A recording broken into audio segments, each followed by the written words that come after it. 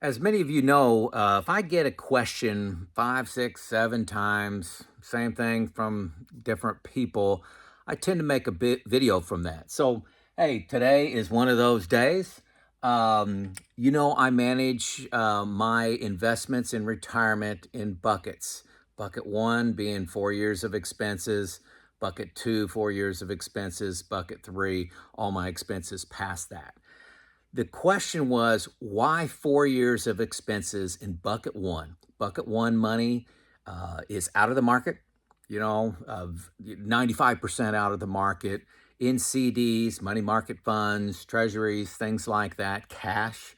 Uh, that seems extremely high, Joe. I think closer to a year would be the right amount. So, hey, let's go to the analysis and the data. Okay. So, got a lot of stuff here. I'll make it simple. Um, this is going back to 1932 to 2018, so it does not include the current bear market that we're still into. And I started in 32 just to throw out the Great Depression. Um, I don't know. You can leave that in if you want. Makes these numbers bigger. These are bear markets. This chart here is just peak to bottom. Okay, so this is just peak to the bottom and just the start of the recovery, not the full recovery. We'll get to that in a second. So this is just the first part of the discussion. Okay, so these are the actual numbers in days. Okay, so the first one in 1932 is 173 days, and these are in sequential order. Okay, there's 23 different events. Okay, so what I did is tried to make that a little visual over here for you. So I've got days across the bottom out to 1,000 days. You say we had this one 929 out here, and that was the .com, pretty recent, 2000 to 2002. So what I did is I just put a little green X, tried to make them the same size, to show the frequency of events here. So don't just look at them here and calculate an average, but let's just stack them up and say, okay, how many were around 100? Well, you can see 1, 2, 3, 4, 5 were 100 plus or minus like 7. And you can see we got some that are, most of them are between 100 and 300 days. But then you've got a few here, out here. This is in 1973-74. You were, mid 600 days. You're pushing 2 years now. 1982, 80 to 82. So these aren't distant past problems that we've had really bad ones. Okay, so I calculated an average, 316 days right here with a standard deviation of 230. Those are two black lines. That encompasses most of them. It's okay to have one shorter, but these out here are of some concern. So what do you use as your typical bear market? I'm not sure I feel good with an average somewhere, maybe out here. You could even argue 500 days would be something fairly to plan for. You're in retirement. I actually, mentally think about 1 year, which puts you somewhere around in here. I don't think is bad, a little higher than that number there, but around a year. So let's look next at the recovery time back to new highs for these same events. Okay, now we're looking at same time period, 32 to 18, bear markets.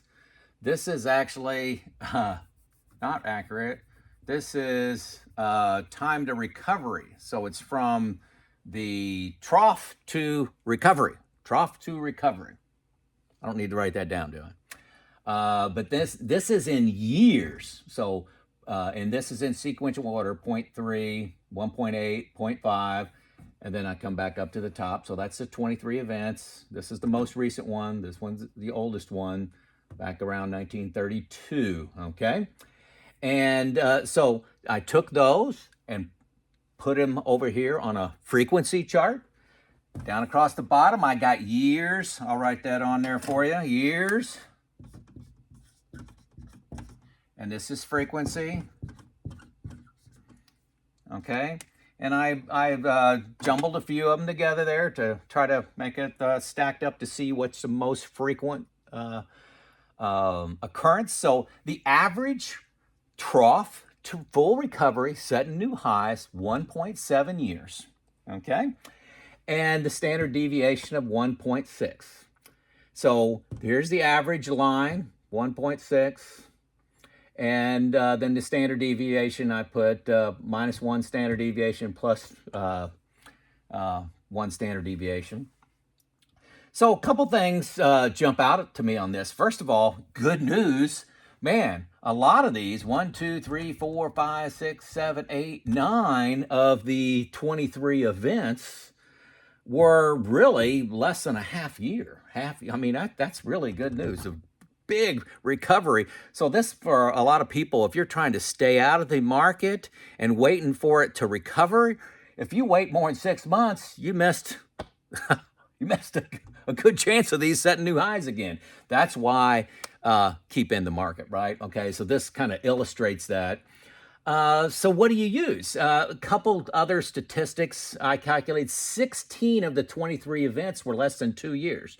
So if I draw a line here, less than 2 years, okay, 19 of them were less than 3 years. So that felt pretty good. 83% are less than 3 years. If you're wondering, this was 1937, this outlier here. This was 1938, 1974, and 02. So a 4-year one. Yeah, we got one in pretty recent history.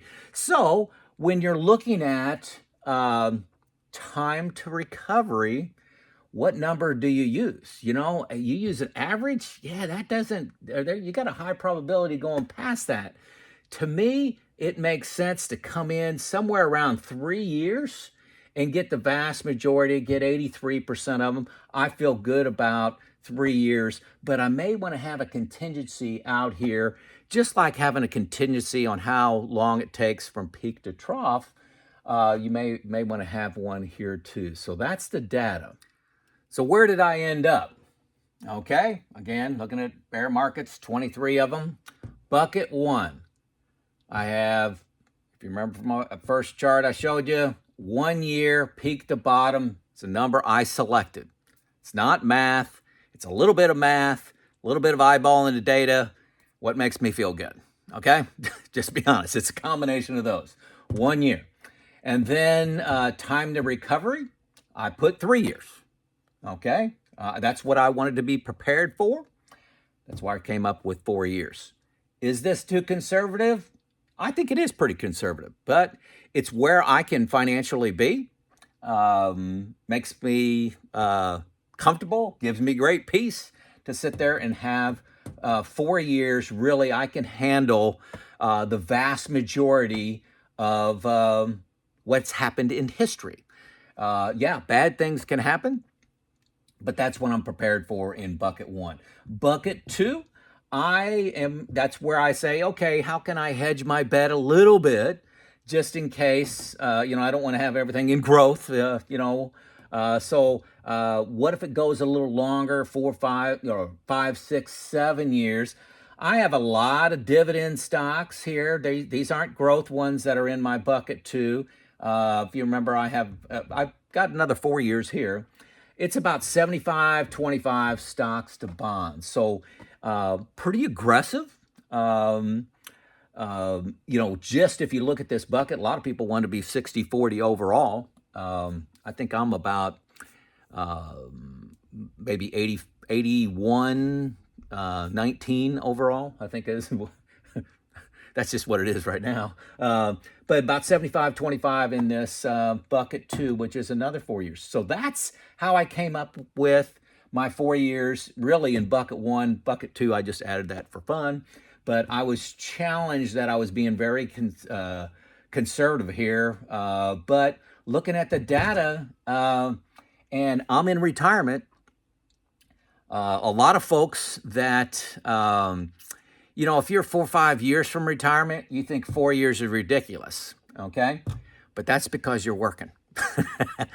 Wait till you're retired and you're living off your savings. You're going to get a lot more conservative. I think 4 years is a good number. If you told me you were at 3, I would say fine. If you told me you were at 2, I'd say that's got some risk to it. If you told me you were at 2, 3 years, I think would be on the minimum side.